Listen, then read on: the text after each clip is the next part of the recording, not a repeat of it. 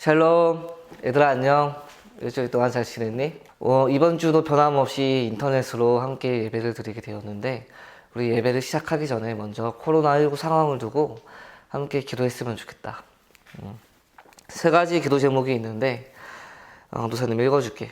하나님, 코로나19로 인해 고통스러워하는 자들을 돌보아 주세요.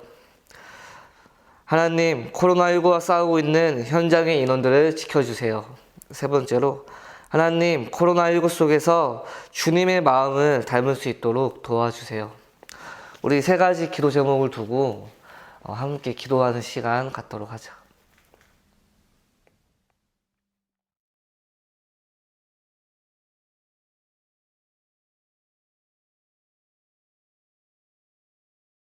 오늘 우리가 읽은 성경 말씀은 열왕기상 8장 54절에서 61절 말씀이야. 그래서 열왕기상 8장 54절에서 61절 말씀. 강도사님이 너네들 읽을 수 있도록 화면에다가 띄워놓을게. 보면서 읽었으면 좋겠다. 오늘 우리가 읽은 성경 말씀은 어떤 내용일까? 오늘 우리가 읽은 성경 말씀은 솔로몬이 성전 건축을 완성하고 봉헌식을 하나님 앞에 드리는 내용이야. 너네도 봉헌식이 뭔 줄 아니? 봉헌식이라는 거는 이런 거지. 이제 드라마를 보면은 사람들이 막 지은 빌딩 앞에서 혹은 막 지은 건축물 앞에서 이제 커다란 길다란 리본 끈을 이제 짚고 흰색 장갑을 끼고 커팅식을 하잖아. 그리고 커팅식을 한 다음에 그 무리들 가운데에서 가장 중요한 인물이 앞으로 나와서 연설을 하잖아. 바로 그와 같은 장면이 오늘 우리가 읽은 성경 말씀이라는 거야. 막 완성된 성전을 기념하기 위해 하나님께 예배를 드리고 사람들에게 우리가 앞으로 어떻게 살아야겠다 라고 솔로몬이 연설을 하는 장면이 오늘 우리가 읽은 성경 말씀이라는 것이. 그러면 솔로몬은 이 봉헌식에서 뭐라고 말을 했을까? 이 봉헌식에서 솔로몬은 딱 두 가지를 중요하게 말을 했는데, 하나는 뭐냐면 이제 우리 이스라엘 나라가 태평성대한 시절을 맞이하게 되었다는 것이고, 두 번째는 뭐냐면 우리가 이 성전을 통하여 하나님을 모르는 저 이방의 민족들도 하나님을 하나님 되게 인정하게 만들 것이다 와 같은 내용이 담겨져 있다는 거야. 솔로몬이 했던 연설에. 그리고 이 두 연설 가운데 교집합이 하나 있는데, 그건 뭐냐면 성전이야. 이스라엘이 태평성대하게 된 것도 성전 때문이고, 이스라엘의 주변에 있는 이방 국가의 사람들이 하나님을 하나님으로 인정하게 만드는 것도 결국에는 성전 때문에 가능하게 될 거라는 거지. 그랬을 때 성전은 무엇을 보고 성전이라고 하는 걸까? 성전은 하나님이 함께 계신 곳, 하나님이 계신 곳을 우리가 성전이라고 말을 해. 하나님이 이스라엘 나라와 함께 계신다는 것이 성전이 의미하는 바인데, 하늘에 계셨던 하나님이 이스라엘 땅 아래로 내려오셔서 이스라엘과 함께 했을 때 그 나라가 이루어지는 모습, 그 이스라엘 나라의 모습이 어떠했을까? 바로 태평성대했다라는 거야. 더 이상의 원수도 없고, 더 이상의 위협과 불안과 초조함이 없고, 모든 것이 평화롭고 만족한 나라, 모든 것이 평화롭고 만족한 시절이 도래했다라는 건데, 어떻게 가능한 거야? 하나님이 성전 가운데 임했기 때문에 가능하게 된 거라는 거지. 또 하나님이 함께하기 시작하니까 이스라엘 나라의 태평성대가 찾아왔고, 또 하나님이 함께하는 이스라엘을 보게 되니까 그 주변에 있던 이방의 민족들이 이스라엘의 나라의 모습을 보면서 이스라엘과 함께하는 하나님을 인정하기 시작했다라는 거야. 하나님이 함께하는 나라, 하나님이 함께하는 백성, 하나님이 함께하는 사람에게는 하나님이 부어주시는 형통함이라는 것이 있구나. 그 형통함을 보고 하나님을 비록 알지 못하지만 그 하나님을 알지 못하는 이방의 민족들이 하나님을 찬양하기 시작하고 이스라엘 백성, 하나님을 믿는 사람을 인정하게 되고 찬양하게 된다는 거지. 어떻게? 하나님이 함께 하시는 이 성전으로 말미암아 가능하게 된다는 거야.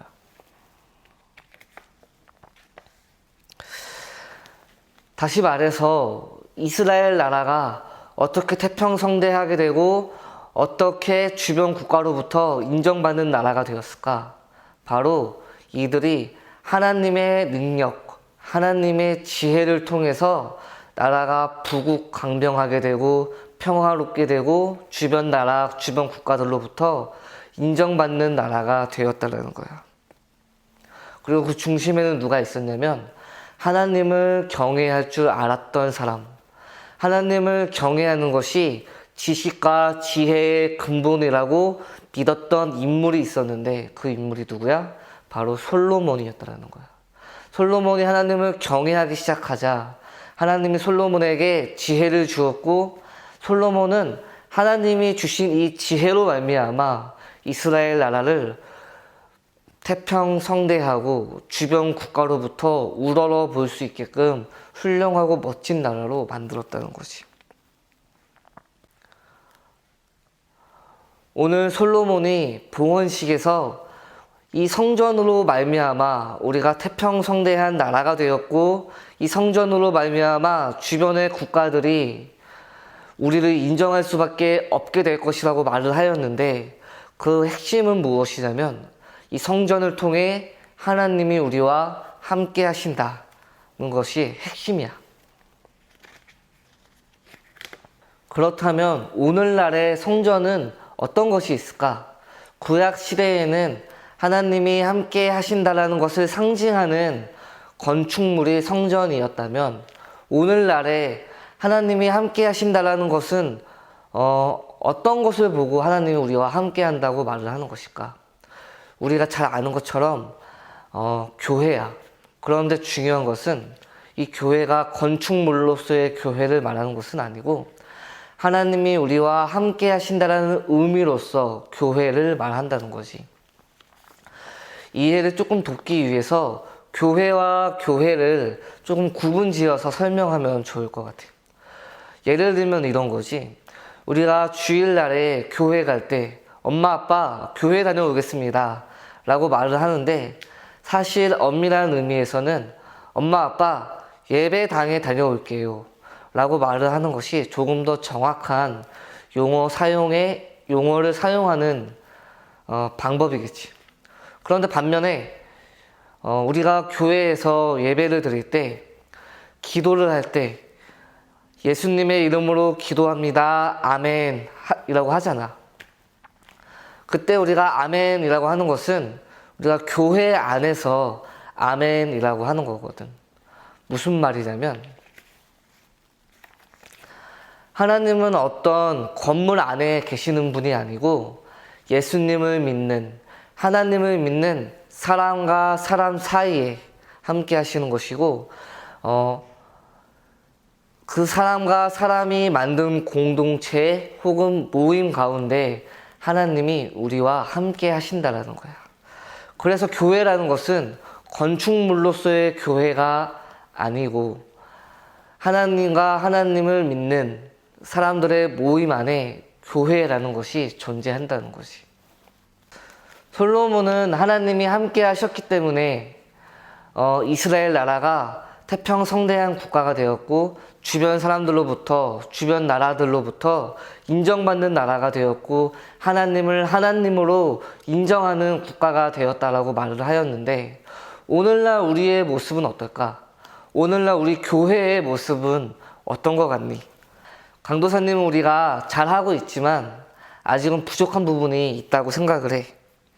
우리가 주일날 교회에 나와서 예배를 드리는 것, 우리가 주일날 교회에 나와서 예배하고 기도하고 찬양하는 것, 우리가 너무너무 잘하고 있는 것들이지. 다시 말해서 우리가 개인적인 예배는 너무나도 잘 해 나가고 있다는 거야. 그런데 우리가 한 가지 간과하고 있는 점이 하나 있다고 생각을 하는데, 바로 우리가 교회 밖에서 드리는 예배를 우리가 간과하고 있다는 것이. 솔로몬은 성전이 완공된 다음에 이 성전을 통하여서 이방의 민족들이 하나님을 하나님으로 알게 될 거라고 자신 있게 말을 하였는데, 이 표현을 오늘날 우리의 표현으로 바꾸어 말하면 어떻게 바꿀 수 있을까? 이렇게 바꿀 수 있겠지. 오늘날 예수님을 믿는 사람들의 모습을 통해서, 또는 오늘날 교회 다니는 사람들의 모습을 통해서 세상에 믿지 않는 사람들이 하나님을 하나님으로 인정하게 될 거야. 그런데 너희들 생각은 좀 어떠니? 정말로 세상의 사람들이, 하나님을 믿지 않는 사람들이 예수님을 믿는 사람들의 모습을 보고, 교회의 모습을 보고 하나님을 하나님으로 인정하고 있다고 생각을 하니? 강도사님은 여기에 바로 강도사님의 부족한 부분이 있다라고 생각을 하고, 아마도 너희 모두의 부족한 부분도 담겨 있다라고 생각을 해. 우리가 교회 안에서 드리는 예배는 너무나도 잘 드리고 있지만, 교회를 벗어나서 교회 바깥에서 드리는 예배는 우리가 생각만큼 잘 못 드리고 있다는 거지. 이런 생각이 강도사님 혼자만의 생각일까? 아닌 것 같아.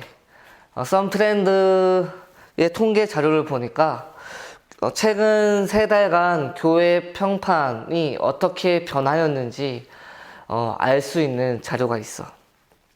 평판 현황을 보니까 교회는 전반적으로 부정적인 평가를 받고 있어. 긍정적인 것, 중립적인 것보다 부정적인 것에 훨씬 더 많은 퍼센테이지가 를 차지하고 있는 것을 볼 수 있지. 그리고 또 감성어 부분에서도 대체적으로 부정적인 감성어가 대세를 이루고 있는 것을 확인할 수 있어. 두 통계 자료를 보면은 요즘 사람들이 교회를 어떻게 생각하고 있는지 우리가 간접적으로나마 알 수 있다는 거야.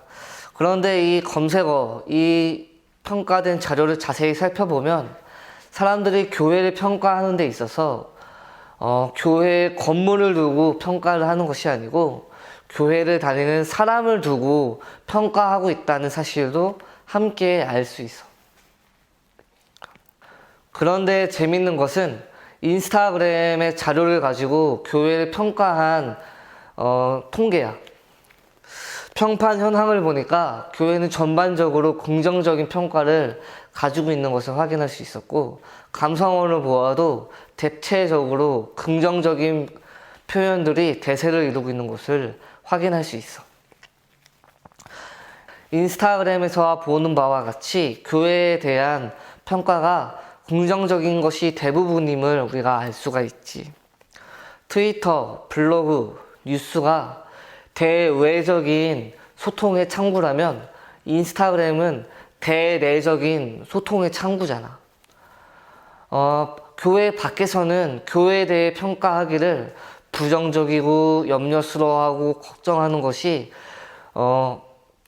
대세를 이루고 있는데, 이와 반대로 인스타그램 안에서는 대내적으로는 교회 안에서는 긍정적인 평가가 주류를 이루고 있다는 이 사실, 이 통계 자료가 보여주고 있는 현실은 무엇을 말하는 것일까?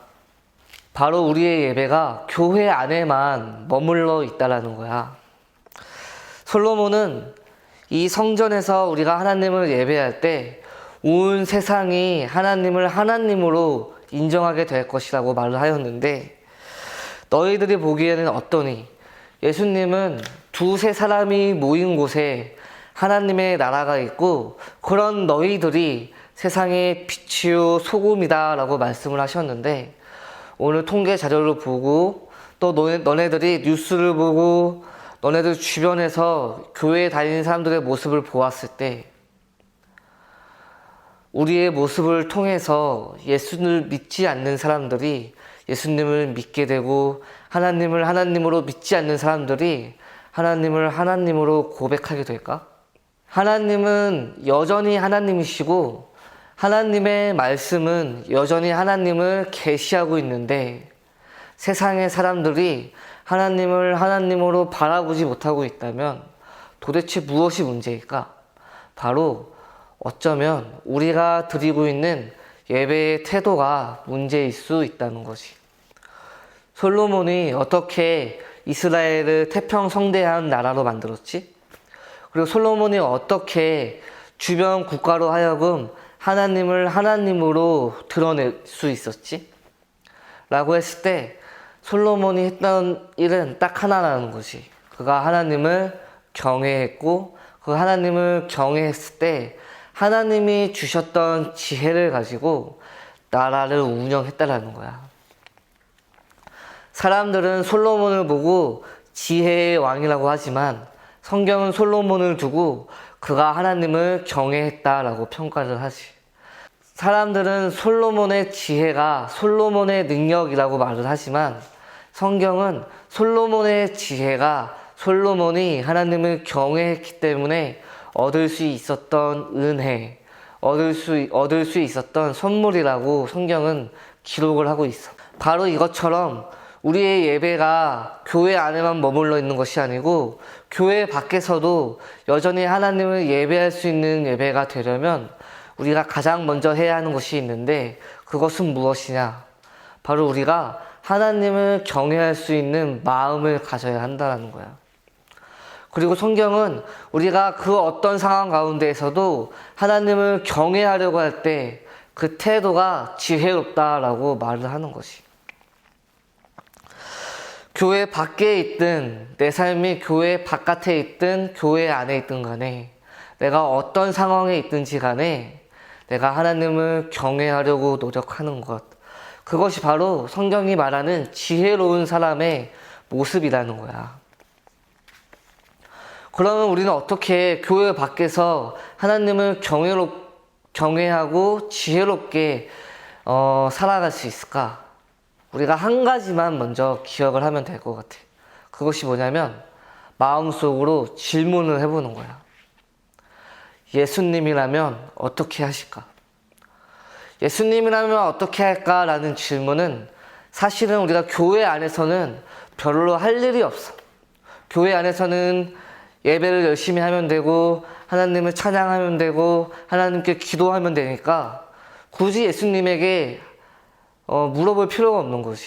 그런데 우리가 교회 바깥을 나가면 예수님이라면 어떻게 하실까? 라고 묻지 않을 수가 없는 거야. 내가 학교에 가서, 내가 학원에 가서, 내가 친구들과 있을 때, 내가 다른 사람들과 있을 때 예수님은 제가 어떻게 하기를 원하세요? 라고 묻지 않을 수 없다는 거지. 이제 곧 개학을 한다고 강도사님이 들었는데 너네들 학교에 돌아가서 아마도 뒤바뀌어버린 학사 일정으로 인해서 많은 것들이 전과 다를 것이고 새롭게 해야 하는 것들이 있을 텐데, 그리고 또 친구들 간의 사이에서도 관계에서도 그 복잡하고 미묘한 것들이 왔다 갔다 할 텐데 바로 그 지점에서 얘들아 하나님이라면 어떻게 하실까? 또 예수님이라면 어떻게 하실까?를 먼저 물어볼 수 있는, 먼저 기도하고 구할 수 있는, 하나님의 뜻을 구할 수 있는 우리 모두가 되었으면 좋겠다. 강도사님이 기도하고 예배 마치도록 할게. 하나님 감사합니다. 주님, 정말로 저희들 아버지 앞에 나와서 하나님을 찬양하고 하나님을 예배하고 주님, 하나님을 더욱더 알기를 원합니다. 주님, 그런데 저희들이 드리는 이 예배가, 이 기도와 찬양과 말씀이 교회 안에서만 머물러 있지 않게 하시고 교회 밖에서도 우리가 여전히 하나님을 하나님으로 예배할 수 있는 자들이 될 수 있도록 주여 도와주시옵소서. 예수님의 이름으로 기도합니다. 아멘. 얘들아 안녕.